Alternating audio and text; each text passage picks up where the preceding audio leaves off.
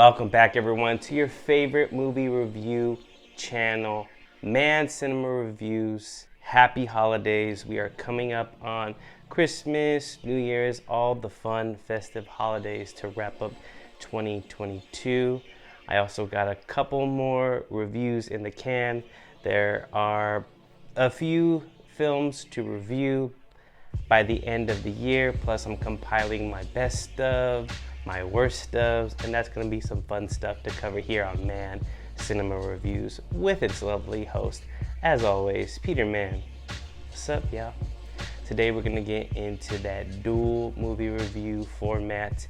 Got two new reviews, one being Violent Night, the other being The Fabelmans. But before we get into those two reviews, you got to press like, subscribe, and please hit the notification bell to notify you of any and all reviews to this channel.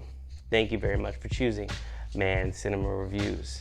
The first film is Violent Night, about a group of mercenaries taking hostage of a wealthy family's compound, but what they did not expect is a guest in the home, and that is Saint Nick himself, Santa Claus, with a bag full of tricks up his sleeve.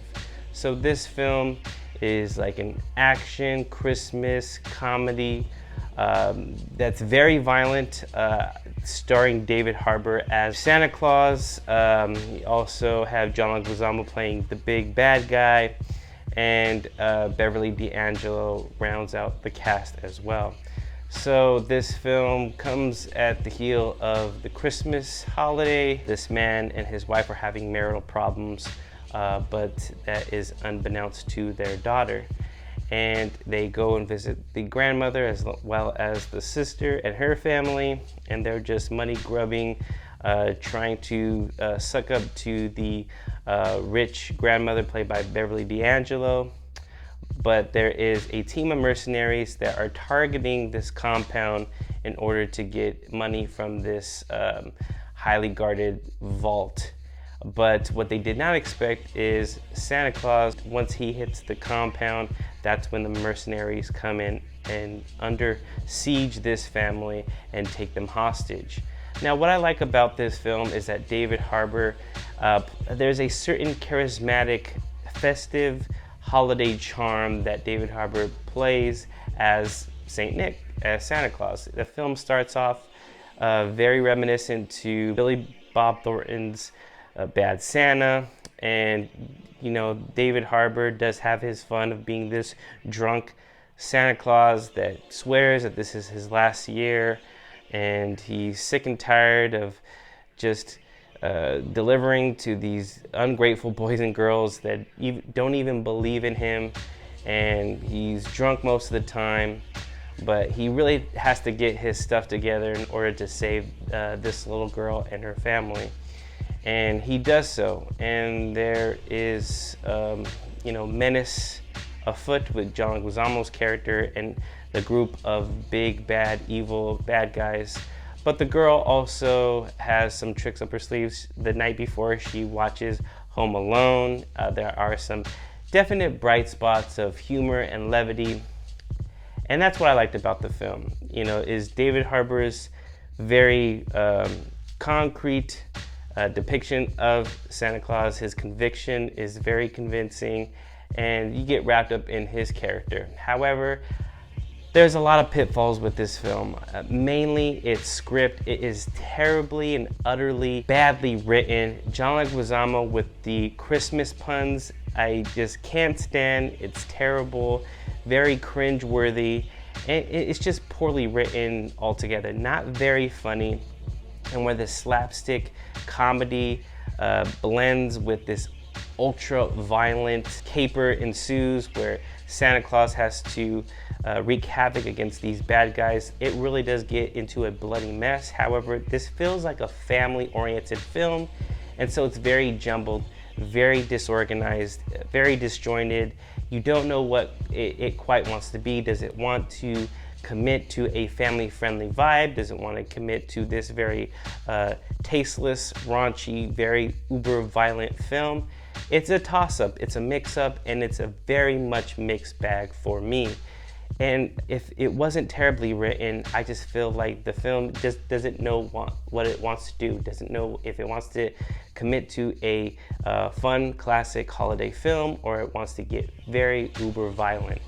And the film just is a little bit of a mesh of this very uneven story and plot devices, where the bad guys are overly violent, very crude, very rude, say the most terrible things in front of the children.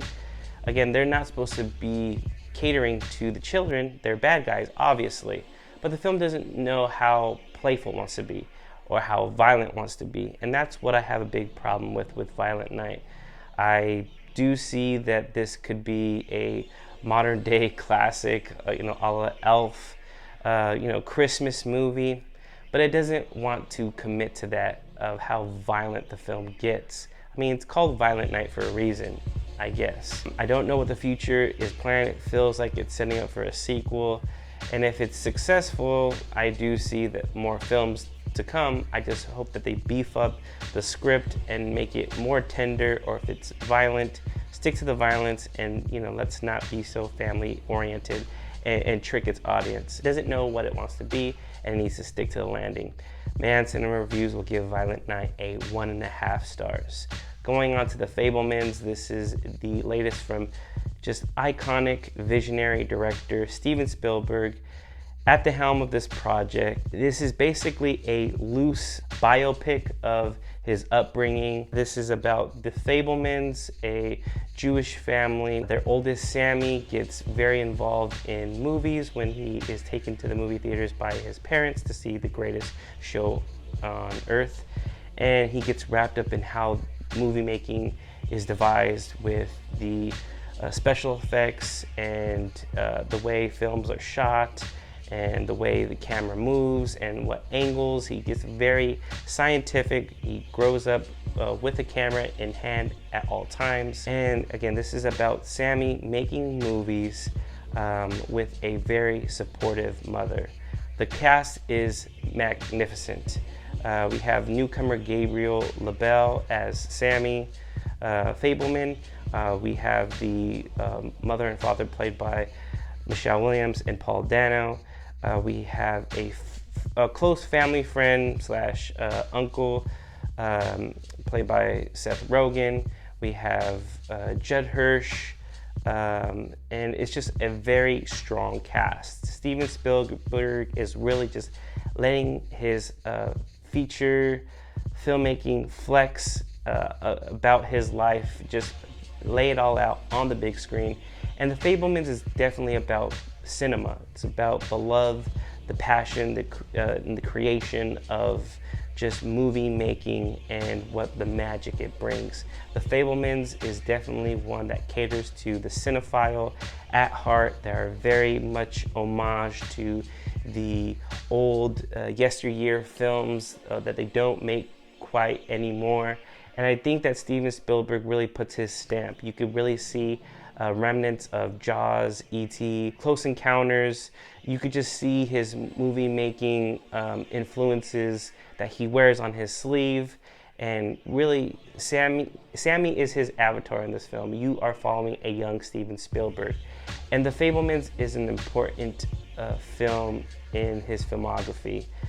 Just coming off of the illustrious West Side Story, I think that The Fabelmans just does take the cake, and it really is Steven Spielberg love story, his passion of filmmaking just left on the big screen. And I really like the tender moments that the family has. Julia Butters, I believe, of Once Upon a Time in Hollywood fame, plays his sister, and you get wrapped up in the thematic elements of the family, this Jewish upbringing where they were welcomed back home, and when they go to Arizona, even so, they do make their way and make a home in Arizona. But when they get to California, Sammy does fall into pitfalls of anti-Semitism, and there is definite bullying going on in his school.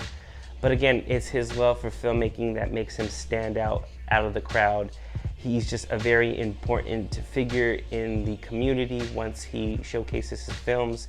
And I think that Steven Spielberg knows what he's doing. This is a passion project that I feel like he just has been years in the making, and you really feel it in this film. This is a love letter to any cinephile that still goes to the movies, still feels the love and the grandeur of going to the movie theaters and watching films on the big screen, and how important that is. And suffice it for me to say that I think this is a very important film of this year. It's one of my favorites.